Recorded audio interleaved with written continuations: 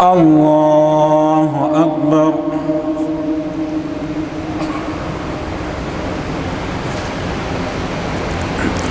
الحمد لله رب العالمين الرحمن الرحيم مالك يوم الدين إياك نعبد وإياك نستعين اهدنا الصراط المستقيم صراط الذين أنعمت عليهم غير المغضوب عليهم ولا الضالين.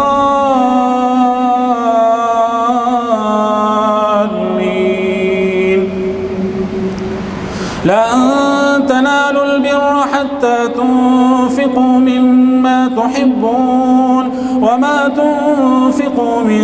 شيء فإن الله به عليم. كل الطعام كان حلا لبني إسرائيل إلا ما حرم إسرائيل على نفسه من قبل أن تنزل التوراة. قل فأتوا بالتوراة فاتلوها إن كنتم صادقين. فمن افترى على الله الكذب من بعد ذلك فأولئك هم الظالمون. قل صدق الله فاتبعوا ملة إبراهيم حنيفا وما كان من المشركين. إن أول بيت وضع للناس للذي ببكة مباركا وهدى للعالمين فيه آيات بينات مقام إبراهيم ومن دخله كان آمنا ولله على الناس حج البيت من استطاع إليه سبيلا ومن كفر فإن الله غني عن العالمين. قل يا أهل الكتاب لم تكفرون بآيات الله والله شهيد على ما تعملون. قل يا أهل الكتاب لم تصدون عن سبيل الله من آمن قل يا أهل الكتاب لم تصدون عن سبيل الله من آمن تبغونها عوجا وأنتم شهداء وما الله بغافل عما تعملون. يا أيها الذين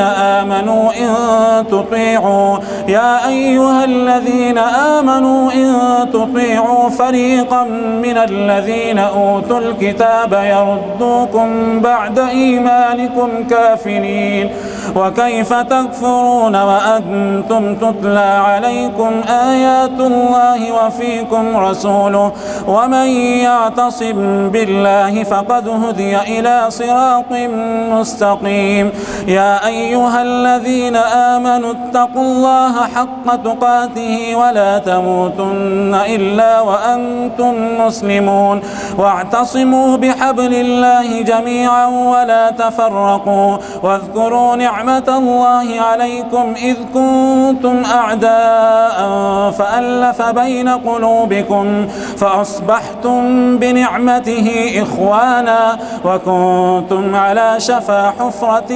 من النار فأنقذكم منها. كذلك يبين الله لكم آياته لعلكم تهتدون. ولتكن منكم أمة يدعون إلى الخير ويأمرون بالمعروف وينهون عن المنكر وأولئك هم المفلحون. ولا تكونوا كالذين تفرقوا واختلفوا من بعد ما جاءهم البينات وأولئك لهم عذاب عظيم. يوم تبيض وجوه وتسود وجوه فأما الذين اسودت وجوههم أكفرتم بعد إيمانكم فذوقوا العذاب بما كنتم تكفرون. وأما الذين ابيضت وجوههم ففي رحمة الله هم فيها خالدون. تلك آيات الله نتلوها عليك بالحق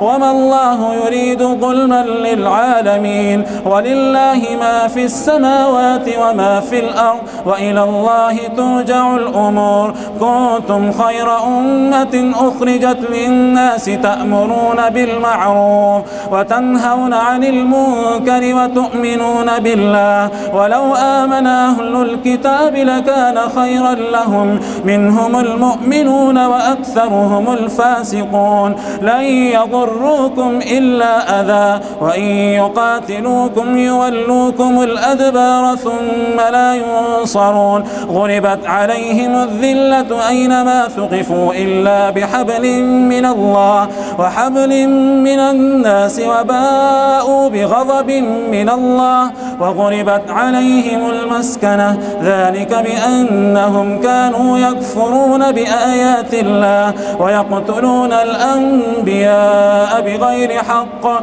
ذلك بما عصوا وكانوا يعتدون ليسوا سواء من أهل الكتاب أمة قائمة يتلون آيات الله آناء الليل وهم يسجدون يؤمنون بالله واليوم الآخر ويأمرون بالمعروف وينهون عن المنكر وأولئك من الصالحين وما يفعلوا من خير فلن يكفروا والله عليم بالمتقين إن الذين كفروا لن تغني عنهم أموالهم ولا أولادهم من الله شيئا وأولئك أصحاب النار هم فيها خالدون مثل ما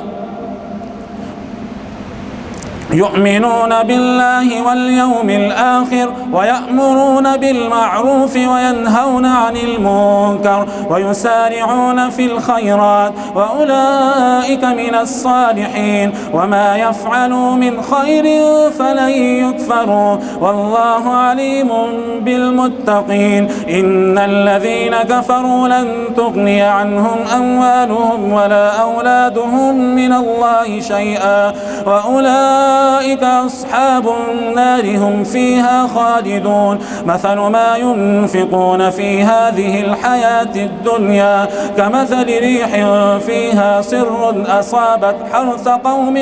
ظلموا أنفسهم فأهلكت وما ظلمهم الله ولكن أنفسهم يظلمون يا أيها الذين آمنوا لا تتخذوا بطانة من دونكم لا يألونكم خبالا ودوا ما عنتم قد بدت البغضاء من أفواههم وما تخفي صدورهم أكبر قد بينا لكم الآيات إن كنتم تعقلون ها أنتم أولئك تحبونهم ولا يحبونكم وتؤمنون بالكتاب كله وإذا لقوكم قالوا آمنا وإذا خلوا عضوا عليكم الأنامل من الغيظ قل موتوا بغيظكم إن الله عليم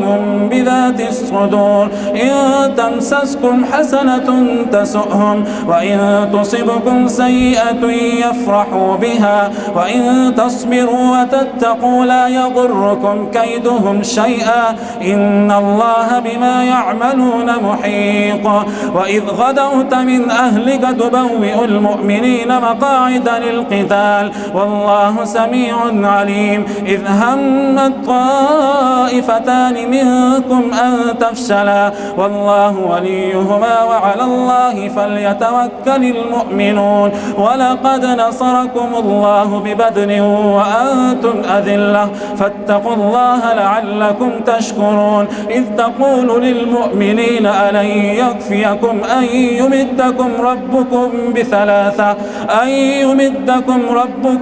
بثلاثة آلاف من الملائكة منزلين بلى إن تصبروا وتتقوا ويأتوكم من فورهم هذا يمددكم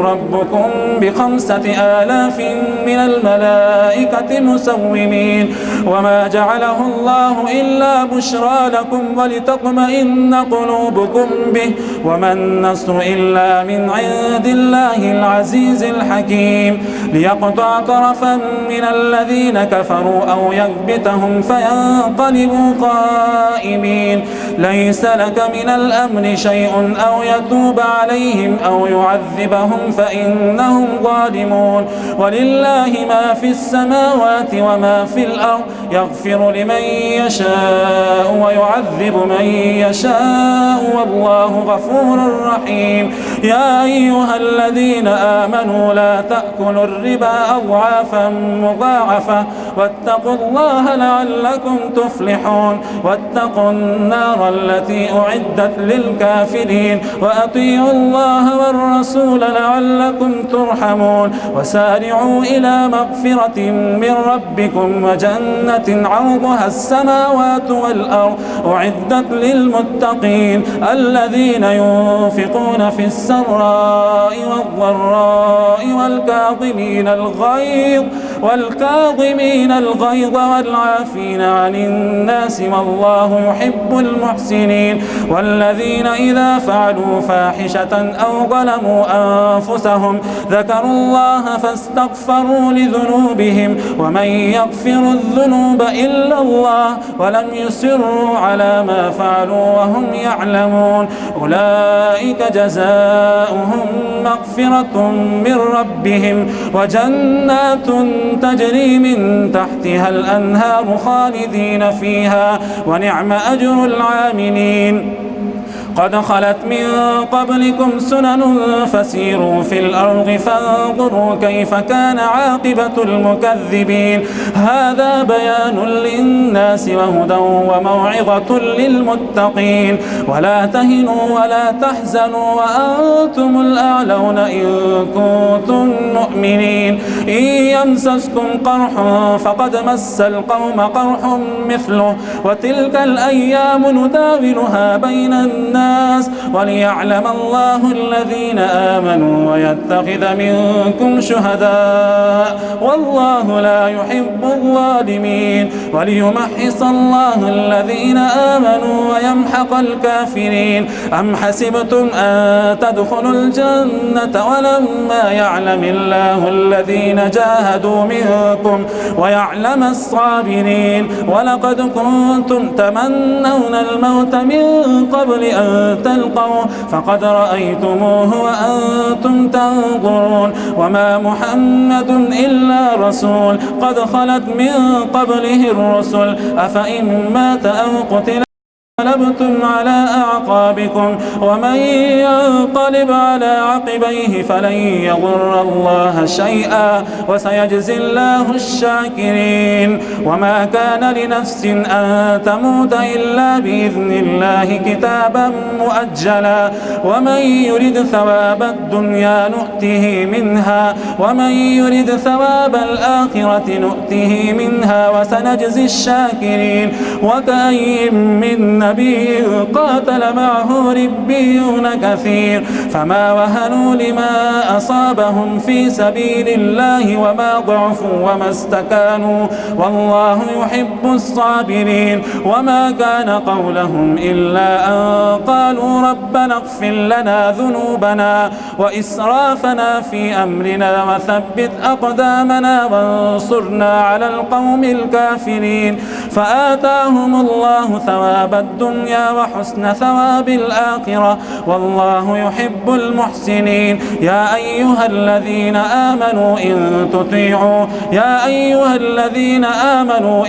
تطيعوا الذين كفروا يردوكم على أعقابكم فتنقلبوا خاسرين. بل الله مولاكم وهو خير الناصرين. سنلقي في قلوب الذين كفروا الرعب بما أشركوا بالله ما لم ينزل به سلطانا ومأواهم النار وبئس مثوى الظالمين. ولقد صدقكم الله وعده إذ تحسونهم بإذنه حتى إذا فشلتم وتنازعتم في الأمر وعصيتم من بعد ما أراكم ما تحبون منكم من يريد الدنيا ومنكم من يريد الآخرة ثم صرفكم عنهم ليبتليكم ولقد عفا ويعفى عنكم والله ذو فضل على المؤمنين إذ تسعدون ولا تلوون على أحد والرسول يدعوكم في أخراكم فأصابكم غما إذ تسعدون ولا تلوون على أحد والرسول يدعوكم في أخراكم فأثابكم غما بغم لكي لا تحزنوا على ما فاتكم ولا ما أصابكم والله خبير بما تعملون ثم أنزل عليكم من بعد الغم أمنة نعاسا يغشى طائفة منكم وطائفة قد أهمتهم أنفسهم يظنون بالله غير الحق ظن الجاهلية يقولون هل لنا من الأمر من شيء قل إن الأمر كله لله يخفون في أنفسهم ما لا يبدون لك يقولون لو كان لنا من الأمر شيء ما قتلنا هاهنا قل لو كنتم في بيوتكم لبرز الذين كتب عليهم القتل إلى مضاجعهم وليبتلي الله ما في صدوركم وليمحص ما في قلوبكم والله عليم بذات الصدور إن الذين تولوا منكم يوم التقى الجمعان إنما استزلهم الشيطان ببعض ما كسبوا ولقد عفى الله عنهم إن الله غفور حليم يا أيها الذين آمنوا لا تكونوا كالذين كفروا وقالوا لإخوانهم إذا ضربوا في الأرض أو كانوا غزا لو كانوا عندنا ما ماتوا وما قتلوا ليجعل الله ذلك حسرة في قلوبهم والله يحيي ويميت والله بما تعملون بصير ولئن قتلتم في سبيل الله أو متم لمغفرة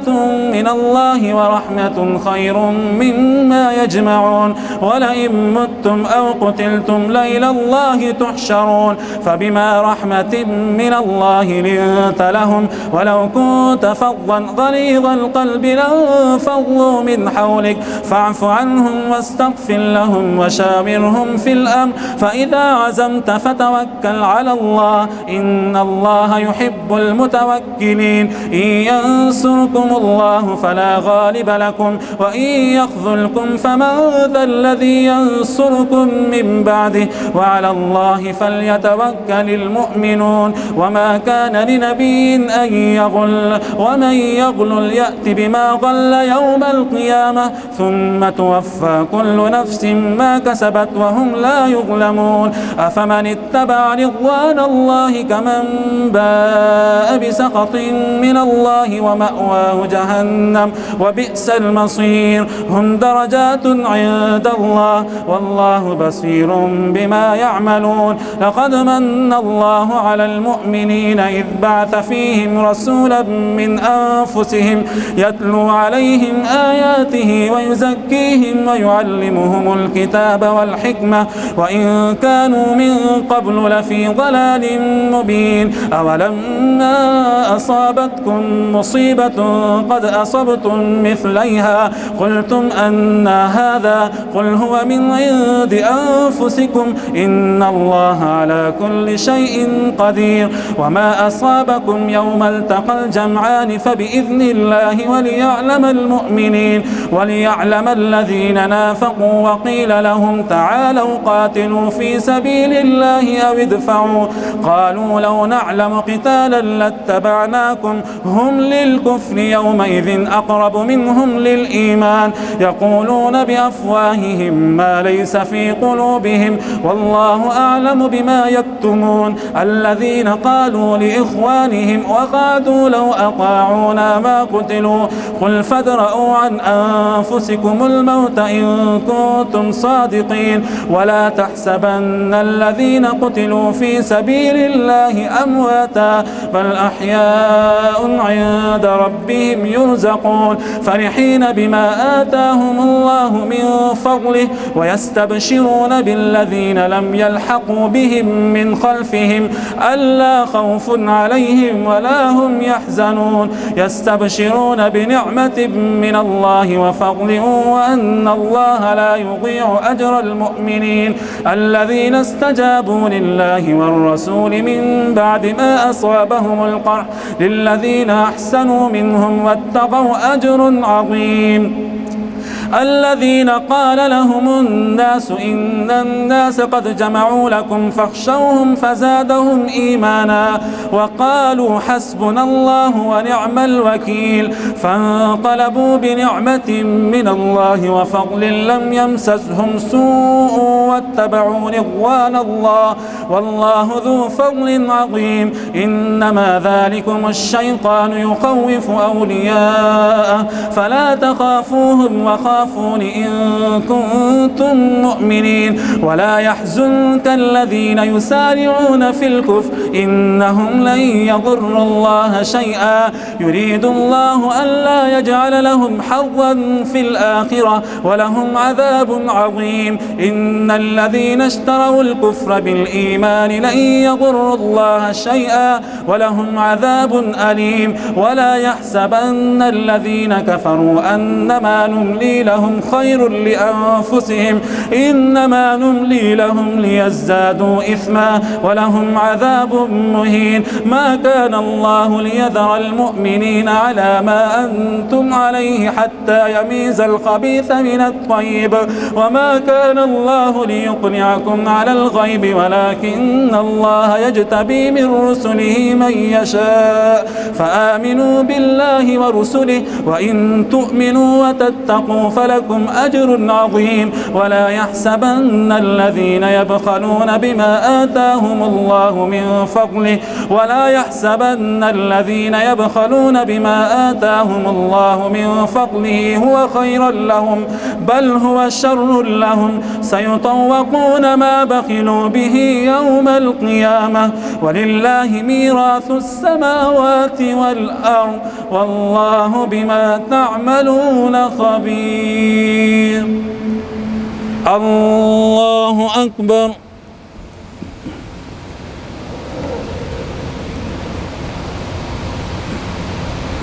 سمع الله لمن حمده الله أكبر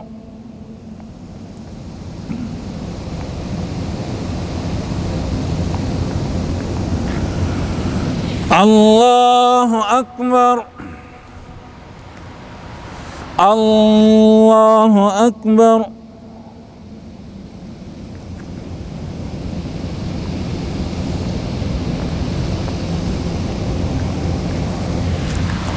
الله أكبر الحمد لله رب العالمين الرحمن الرحيم مالك يوم الدين إياك نعبد وإياك نستعين اهدنا الصراط المستقيم صراط الذين أنعمت عليهم غير المغضوب عليهم ولا الضالين لقد سمع الله قول الذين قالوا إن الله فقير ونحن أغنياء سنكتب ما قالوا وقتلهم الأنبياء بغير حق ونقول ذوقوا عذاب الحريق ذلك بما قدمت أيديكم وأن الله ليس بظلام للعبيد الذين قالوا إن الله عهد إلينا ألا نؤمن لرسول حتى يأتينا بقربان تأكله النار قل قد جاءكم رسل من قبلي بالبينات وبالذي قلتم فلم قتلتموهم إن كنتم صادقين فإن كذبوك فقد كذب رسل من قبلك جاءوا بالبينات والزبر والكتاب المنير كل نفس ذائقة ذائقة الموت وإنما توفون أجوركم يوم القيامة فمن زحزح عن النار وأدخل الجنة فقد فاز وما الحياة الدنيا إلا متاع الغرور لتبلغن في أموالكم وأنفسكم ولتسمعن من الذين أوتوا الكتاب من قبلكم ومن الذين أشركوا أذى كثيرا وإن تصبروا وتتقوا فإن ذلك من عزم الأمور وإذ أخذ الله ميثاق الذين أوتوا الكتاب لتبيننه للناس ولا تكتمونه فنبذوه وراء ظهورهم واشتروا به ثمنا قليلا فبئس ما يشترون لا تحسبن الذين يفرحون بما أتوا ويحبون أن يحمدوا بما لم يفعلوا فلا تحسبنهم بمفازة من العذاب ولهم عذاب أليم ولله ملك السماوات والأرض والله على كل شيء قدير إن في خلق السماوات والأرض واختلاف الليل والنهار لآيات لأولي الألباب الذين يذكرون الله قياما وقعودا وعلى جنوبهم ويتفكرون في خلق السماوات والأرض ربنا ما خلقت هذا باطلا سبحانك فقنا عذاب النار ربنا إنك من تدخل النار فقد أخزيته وما للظالمين من أنصار ربنا إننا سمعنا مناديا ينادي للإيمان أن آمنوا بربكم فآمنا ربنا فاغفر لنا ذنوبنا وكفر عنا سيئاتنا وتوفنا مع الأبرار ربنا وآتنا ما وعدتنا على رسلك ولا تخزنا يوم القيامة إنك لا تخلف الميعاد فاستجاب لهم ربهم أني لا أضيع عمل عامل منكم من ذكر أو أنثى بعضكم من بعض فالذين هاجروا وأخرجوا من ديارهم وأوذوا في سبيلي وقاتلوا وقتلوا لأكفرن عنهم سيئاتهم ولأدخلنهم جنات تجري من تحتها الأنهار ثوابا من عند الله والله عنده حسن الثواب لا يغرنك تقلب الذين كفروا في البلاد متاع قليل ثم مأواهم جهنم وبئس المهاد لكن الذين اتقوا ربهم لهم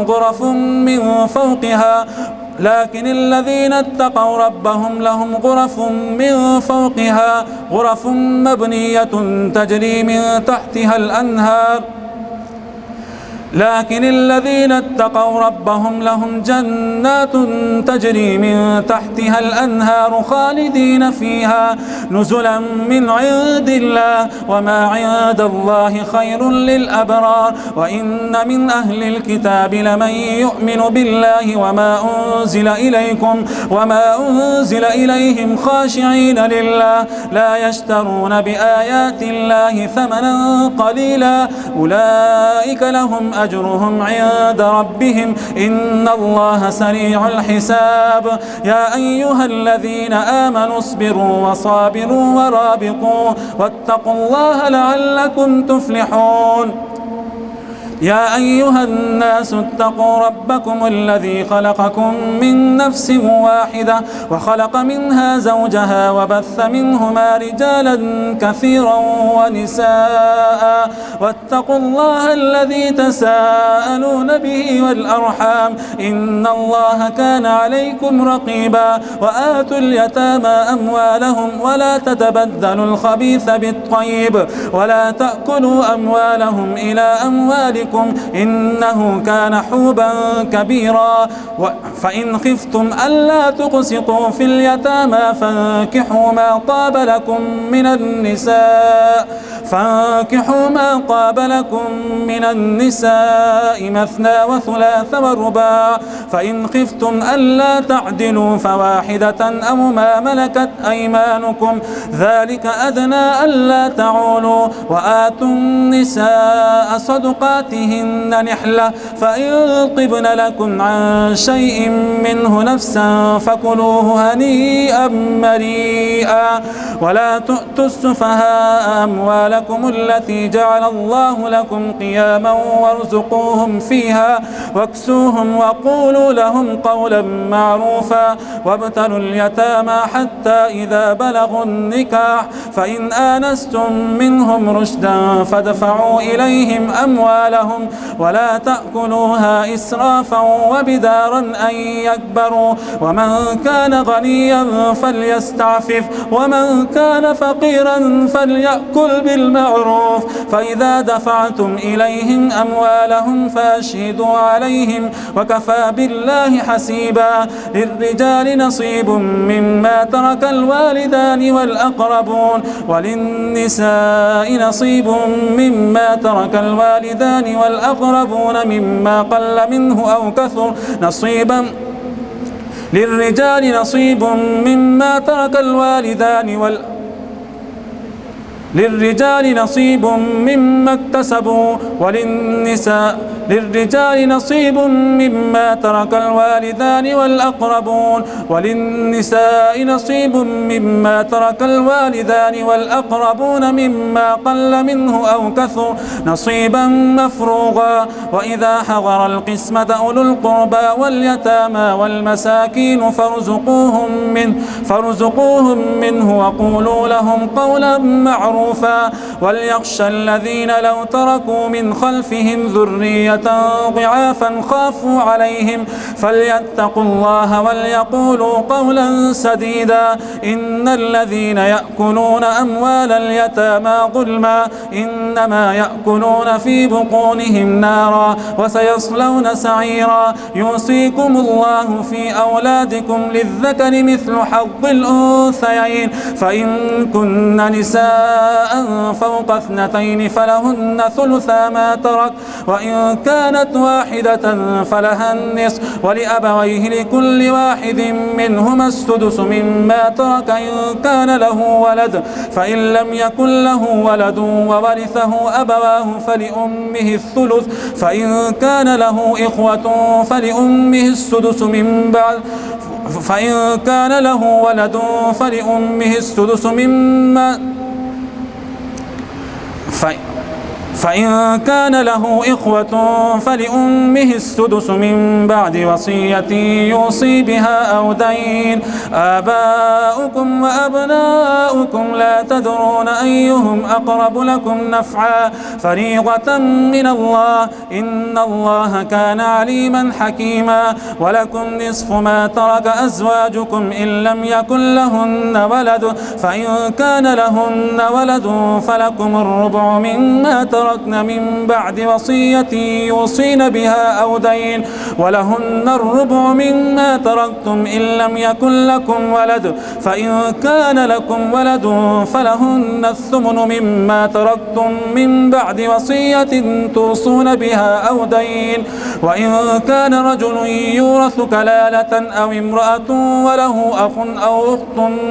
وإن كان رجل يورث كلالة أو امرأة وله أخ أو أخت فلكل واحد منهما السدس، فإن كانوا أكثر من ذلك فهم شركاء في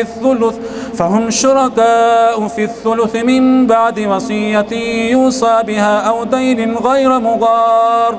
وصية من الله والله عليم حليم. تلك حدود الله ومن يطع الله ورسوله يدخله جنات تجري من تحتها الأنهار خالدين فيها وذلك الفوز العظيم. ومن يعص الله ورسوله ويتعد حدوده يدخله نارا خالدا فيها وله عذاب مهين. واللاتي يأتين الفاحشة من نسائكم فاستشهدوا عليهن 4 منكم، فإن شهدوا فأمسكوهن في البيوت حتى يتوفاهن الموت أو يجعل الله لهن سبيلا. واللذان يأتيانها منكم فآذوهما، فإن تابا وأصلحا فأعرضوا عنهما، إن الله كان توابا رحيما. إنما التوبة على الله للذين يعملون السوء بجهالة ثم يتوبون من قريب فأولئك يتوب الله عليهم وكان الله عليما حكيما. وليست التوبة للذين يعملون السيئات حتى إذا حضر أحدهم الموت قال إني تبت الآن، ولا الذين يموتون وهم كفار أولئك اعتدنا لهم عذابا أليما. يا أيها الذين آمنوا لا يحل لكم أن ترثوا النساء كرها ولا تعذلوهن لتذهبوا ببعض ما آتيتموهن إلا أن يأتين بفاحشة مبينة وعاشروهن بالمعروف، فإن كرهتموهن فعسى أن تكرهوا شيئا ويجعل الله فيه خيرا كثيرا. وإن أردتم استبدال زوج مكان زوج وآتيتم إحداهن قنطارا فلا تأخذوا منه شيئا أتأخذونه بهتانا وإثما مبينا. وكيف تأخذونه وقد أفضى بعضكم إلى بعض وأخذن منكم ميثاقا غليظا. ولا تنكحوا ما نكح آباؤكم من النساء إلا ما قد سلف إنه كان فاحشة ومقتا وساء سبيلا. حرمت عليكم أمهاتكم وبناتكم وأخواتكم وعماتكم وخالاتكم وبنات الأخ وبنات الأخت وأمهاتكم اللاتي أرضعنكم وأخواتكم من الرضاعة وأمهات نسائكم وربائبكم اللاتي في حجوركم من نسائكم اللاتي دخلتم بهن، فإن لم تكونوا دخلتم بهن فلا جناح عليكم. وحلائل أبنائكم الذين من أصلابكم وأن تجمعوا بين الأختين إلا ما قد سلف إن الله كان غفورا رحيما. الله أكبر.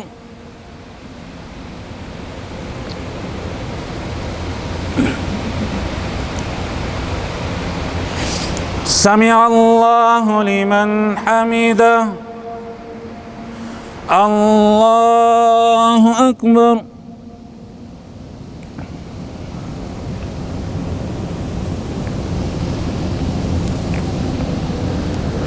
الله أكبر. الله أكبر.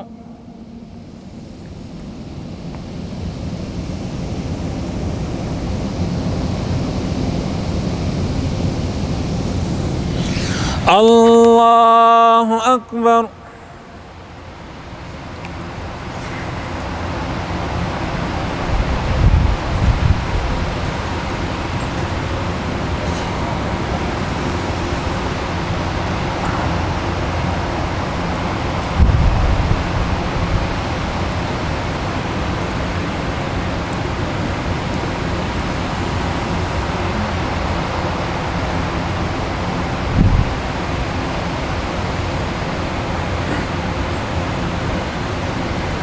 السلام